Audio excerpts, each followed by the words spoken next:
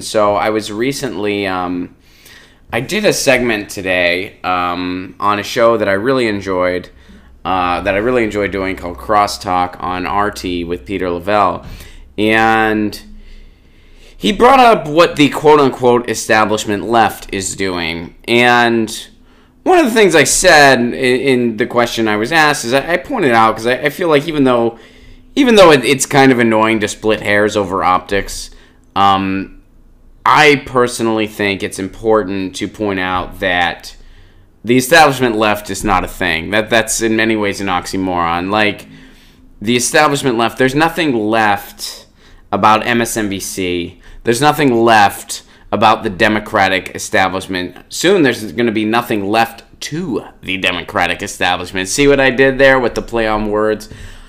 So I think it's important we kind of take that verbiage away. They're not the people that are just wagging their finger saying, hey, we're not Trump, and we offer no ideas, but hey, we're not Trump, and if you don't get on board with us, you're the problem. There's nothing left about them. There's nothing progressive about them. There's nothing progressive about the Democratic establishment. There's been a few infiltrations, yes. Tuesday gave us something to smile about, yes.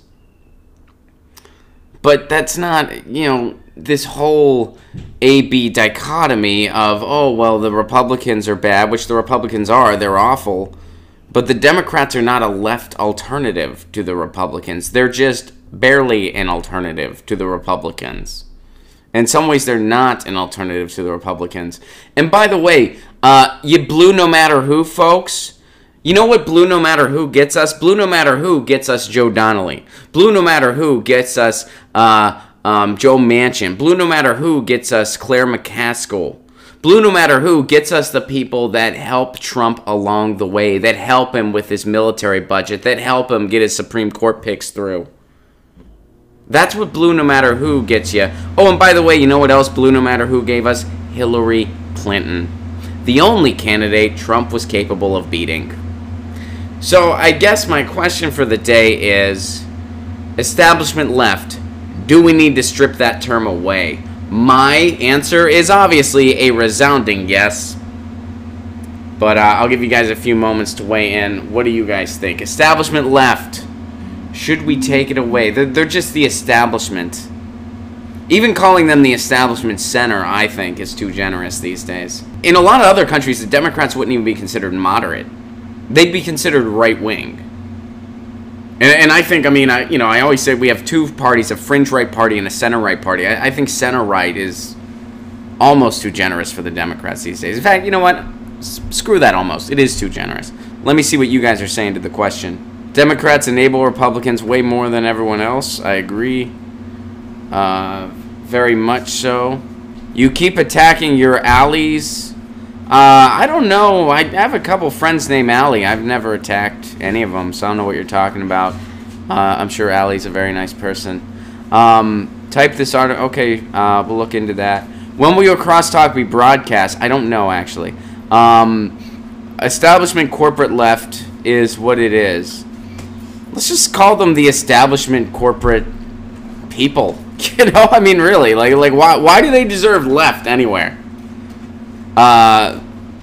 They're right-wingers in denial. Sean says, I agree. The Democrats are a lost hope. Don't be fooled. The Dems and GOP are pro-wrestling. I agree. I was reading icky tweets saying not voting blue no matter who is white privilege. You know what white privilege is? You want an example of white privilege, or just privilege in general? Privilege in general is being so caught up in your bubble that you think everything was hunky-dory until Trump got here. That's privilege. Privilege is not knowing why the fight for 15 is a big deal because you have no idea what it's like to live on $12 an hour versus $15 an hour because you have a trust fund. That's privilege. Privilege is not knowing why fracking's a big deal because it's not going on in your backyard. And you didn't bother watching that MSNBC segment where a woman in West Virginia was crying because her child got exposed to fracking fluid. Privilege is not knowing why the wars are a big deal, because once again, it's not happening in your backyard, and you don't understand. No one that you're related to is going to fight these pointless wars. And you can afford all of your luxuries anyway, so it doesn't bother you that because of our war budget, we don't have things that other countries that have less wealth than we do take for granted. That's called privilege. That's privilege. Not refusing to participate in a rigged system. That ain't privilege. Privilege is what I just described, and you can tell those people on Twitter that. Any blue just won't do, Nina Turner? Yep. Alright, cool. Well, I guess we're kind of on the same side with this one. Hey guys, thanks for watching. That was a clip from Get Your News On with Ron, the world's first viewer-curated streaming news show. What does that mean? That means I log on to a stream and people tweet me articles over on Twitter at Ron Placone, or they use our Reddit subsection, which is just Get Your News On with Ron over on Reddit. And that's how we build the show. I'm seeing all these articles for the first time. We are literally getting our news on together. Follow me on Twitter at Ron Placone so you can participate. And this show streams live every Tuesday through Friday at 10 a.m. Pacific Standard Time. So please do tune in. If you want to support this show, you can do so over on patreon.com/Ron Placone, where for as low as $1 a month, you get access to exclusive podcasts every week, exclusive videos, free tickets to shows when I'm performing in your town, and more for as low as $1 a month. Please do consider it. Thank you so much for your support. This has been Get Your News On with Ron.